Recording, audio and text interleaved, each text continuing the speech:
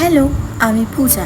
আমার এই ছোট্ট ফ্যামিলিতে তোমাদের অনেক অনেক ওয়েলকাম। আজ দুপুরে আমি যখন ঘরে বসে চুল শুকাচ্ছিলাম তখন দেখি বরমশাই বাইরে থেকে উকি মারছিল। আমি তো না দেখার ভান করে বসেই ছিলাম। উনি ভেবেছে আমি হয়তো বুঝতে পারিনি। আমাকে ডাক দিয়ে বলে, শোনাই দেখো তোমার জন্য কি এনেছি। বরমশাই যে অফিসে কাজ করে তার পাশেই না রথের মেলা বসে, আর সেখান থেকেই না বাদাম আর মালপোয়া এনেছিল, কারণ মালপোয়া খেতে আমি খুব ভালোবাসি। শুধু কি একা একা খেলেই হবে? যেই মানুষটা আমার জন্য এত কষ্ট করে খাবারগুলো আনলো তাকে না দিয়ে কি করে খায় বলো তো? আমার সাথে বদমাইশি না করলে তো ওনার পেটের ভাতই হজম হয়, এগুলো তো ওনার করতেই হবে। আর আমারও এই ছোট্ট ছোট্ট দুষ্টুমিগুলো বেশ ভালো লাগে। হঠাৎ করে আমাকে বললো, তোমার জন্য একটা সারপ্রাইজ আছে, চোখ দুটো বন্ধ করো। আর সারপ্রাইজ পেতে কার না ভালো লাগে বলো তো?